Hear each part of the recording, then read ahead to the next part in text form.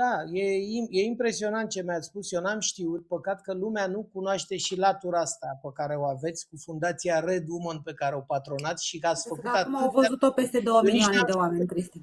Păi nu, pentru că în campania defăimătoare care mi-a fost făcută nu s-a spus nimic bun. Adică chiar am primit un mesaj pe TikTok, că mai nou sunt și pe TikTok, și mi-a scris o fată că ce ai tu bun. Adică, serios, eu consider că toți oamenii avem ceva bun, de ceva bun. Avem foarte multe lucruri bune și încerc să cred că chiar și cei mai rău au lucruri cât mai puțin rele, dar nu e întotdeauna realitatea la fel. Însă răutatea care mi-a fost adresată, nu am crezut că mi se poate întâmpla vreodată și evident că mai am nevoie de timp să... Da, uitați că Dumnezeu așează lucrurile și lecția pe care ați dat-o, lecția asta de empatie fantastică pe care ați dat-o întregii Românii. De generozitate, Cristian, cine îți cumpără astăzi un apartament? Despre ce vorbim? Cum mai spunem? De generozitate.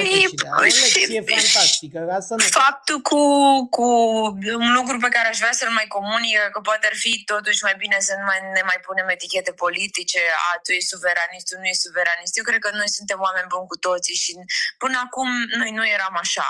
Dar o să comunic eu la un moment dat lucrul ăsta. Eu și în timp ce rușii atacau Nicopol, eu făceam donații spitalelor și familiilor care rămăseseră inclusiv fără apă potabilă și fără hrană. Chiar am postat pe Instagram, da, la fel. Postez pe rețelele mele și atât, nu spun în presă, nu ies în presă să spun, pentru că dacă ar fi fost să ies să spun fiecare proiect pe care îl fac, chiar aș fi fost peste tot. Noi angajamentul să promovăm inițiativele astea ca să le cunoască toată lumea, să știți, că e păcat. E păcat, sunt niște gesturi extraordinare, dar nimeni nu le poate, foarte puțin le cunosc. Vă spun în exclusivitate că acum 3 ani de zile, când eu am făcut prima misiune umanitară în Ucraina, mi-au spus ucrainienii: Romina, o să ai propagandă rusă pe tine, ești gata? Și zic sincer da, adică eu ajung niște oameni, ce pot să fac rău? Și după care noi am continuat misiunile chiar în momentele în care aceștia bombardau și oamenii chiar nu aveau apă potabilă. Și vreau să spun că nici rus, nici nimic, nu mi-a făcut nimeni nicio propagandă. În schimb, cineva din țara mea a încercat să-mi facă rău fizic, practic, că după 3 săptămâni de tot ce mi s-a întâmplat, mi-e foarte greu să mă recuperez. Și ce mă deranjează cel mai tare, dacă tot e să o spun, este că o televiziune cu numele țării mele mă denigrează.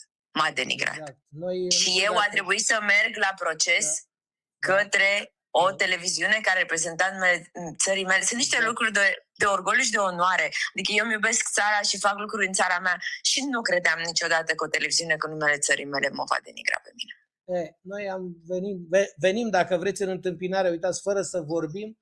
Cred că suntem în asentimentul dumneavoastră. Eu am făcut deja și cu colega mea, Laura Vicol, am făcut o solicitare autorităților statului, justiției române, la Curtea de Apel București și așteptăm doar termenul. Am dat în judecată tocmai pentru că această televiziune să nu mai folosească acest nume, pentru că este un lucru ilegal, este contrar legii. Nici o instituție media, în afară de televiziunea națională, nu pot folosi numele țării. Da, asta este adevărat și este în legea internațională, dacă caută cineva mai bine, inclusiv în alte țări, Italia, Spania, etc. Dar sunt de discutat. Nu vreau să acaparez subiectul de la Galați. Noi asta am simțit să facem. Echipa mea Red Woman a fost acolo toată săptămâna și chiar am muncit. Și noi chiar muncim, credeți-mă. Adică suntem o echipă de oameni tineri care... E incredibil, vă mulțumim și eu vă mulțumesc nu numai în calitate de român, și în calitate de gălățean, pentru că sunt născut la Galați, chiar dacă de la 6 ani m-am mutat datorită faptului că părinții mei și-au schimbat locul de muncă și au venit la București. Da, și de la 6 ani am stat în București, dar nu-mi uit rădăcinile de acolo și vă mulțumesc și din această Asta este și un motiv pentru care am vrut să vă mulțumesc și eu pentru cuvintele frumoase și cum v-am scris și mai devreme mesaje. Sunteți din Galați și mi-a răspuns că da și am zis ok. Ok, nu, da, e ok. Eu am încredere în oameni în continuare. Și în autorități și în toată lumea. Așa sunt eu. Mult de tot și abia așteptăm să ne și cunoaștem. Eu, că Laura v-a cunoscut și, bineînțeles, oricând suntem deschiși pentru a vă promova aceste inițiative pe care, iată, din păcate, foarte puțini români le cunosc.